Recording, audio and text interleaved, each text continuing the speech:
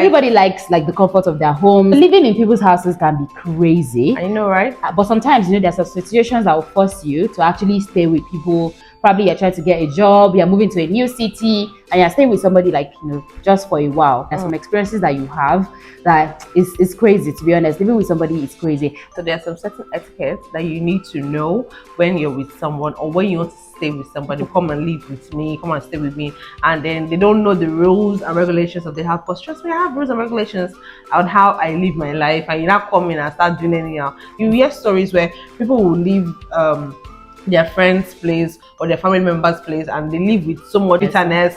We don't want that. So always ask the person that you're staying with, what's your curfew? Because I know I stayed with my brother one time, and his curfew was 8 o'clock. And once you're outside and it's more than 8 o'clock, you're looking for trouble. I think that when you're going to somebody's house, just know that you're going to be doing chores that you probably don't do in your house. Exactly. Because the person might not even want you to do it, but at least you make a move. You don't go to somebody's house and you wake up in the morning and then you're on your phone. You at least, take the broom, try to sweep the house, try to clean, places. When you're at home, they do anything. But when you're at somebody's house, you watch 5 o'clock. You wash plates, because that's how they do in their house, and then you have to just do that to actually make that person comfortable, because you can't go to somebody else's house and make them feel uncomfortable. That's another etiquette that I think you all should know is contributing to the little things at home. Like now, you go and see someone, or you want to live with a particular person, I think it's only right. If you're going to stay there for a long time, I think it's only right that anytime you're going, or once you know that, okay, I'm coming to your house, so I'm coming to stay for a long time, you buy some things. I'm not saying you should buy a bag of rice, bag of beans, just a few things, like, you can just get them some little things, maybe bread, fruits, something, just to make them know that, oh, I'm coming around. And even if you're staying with that person and you can see that, oh, I'm running out of food stuff, I think it's only nice, I think it's only brilliant that, probably just go to the market. And I'm not expecting you to buy everything, but just go to the market and pick one or two things. That way, it's even making me like, oh, this person is so thoughtful. Another thing to know is that, like, Yoruba used to say something about like I don't know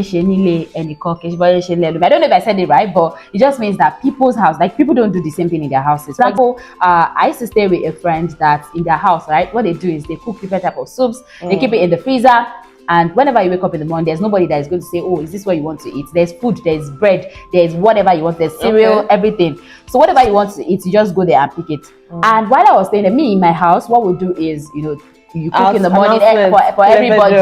You cook in the morning for everybody and things like that. And it will reach like 12 o'clock. They couldn't eat breakfast. It will reach like 1 o'clock. They wouldn't make a move, and then they'll be like, go and eat, because the eating habit in their house is that they don't eat breakfast. They don't eat breakfast. And in my own house, it's very, very important. It's even the most important meal of the day. When you're trying to take things, like for example, when they say go take soup out of the freezer, like I manage, I put it like some small meat, and they're like, why you not taking my? So I'll take my when I leave. You're not like this person. But just know that you cannot be eating like you were in your own house. They say make you feel at home, and then you're not gonna fry 6 eggs. And you say fry 2 plantains. That's different behavior. I think you should also watch out for those things, or those behavioral patterns, or those little things that your host likes and do not like. Like now, I like to sleep without light, and you might like to sleep with lights on. When you think about it, to you it might be like nothing, but to the host it's like a big deal. Those discrepancies that your hosts do not really like, and you just watch out for it so that you know what to avoid. Now it doesn't make I feel at home now. Okay, no. You see,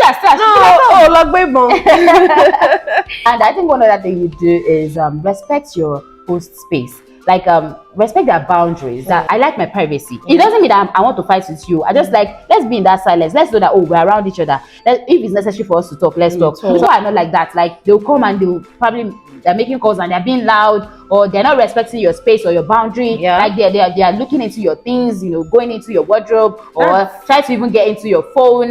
That kind of thing. They're trying to get into your privacy, and you're not giving that space for them. So I think it's just important that you respect your host space. I don't think anyone will want to have you around if they know that whenever you come around, you're always snooping around. Because you're always touchy. You go to the wardrobe, you start opening the wardrobe, you're looking for what is not looking for you. Yourself. First of all, behave yourself. I think it's also important that no matter what or who you're staying with, know that they are going through a whole lot, and having to accommodate you too is quite expensive. If you're the only one, you know that you're just the only one. But now having someone else in your space is expensive. Host is giving you silent treatment or misbehave or treat you anyhow or keep you quiet, and normally they are not like that, it's only right for you to have a conversation with that person. Like, babes, alpha, what's the sub? Did I do anything wrong to you? Have I crossed any line that I'm not supposed to cross?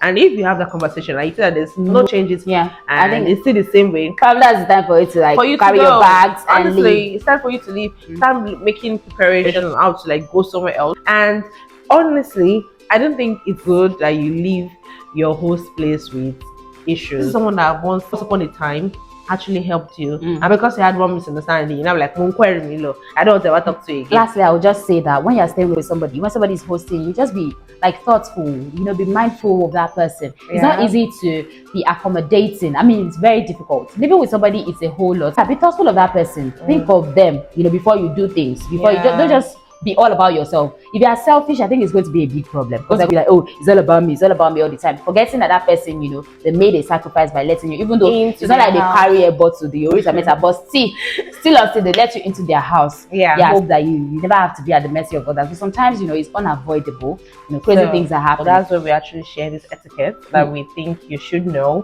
when you're going to stay with someone. Thank you so much for watching our video. Do not forget to subscribe, like, and turn on your post notifications so you can see these two beautiful faces the next time. We love you. Bye. Kisses.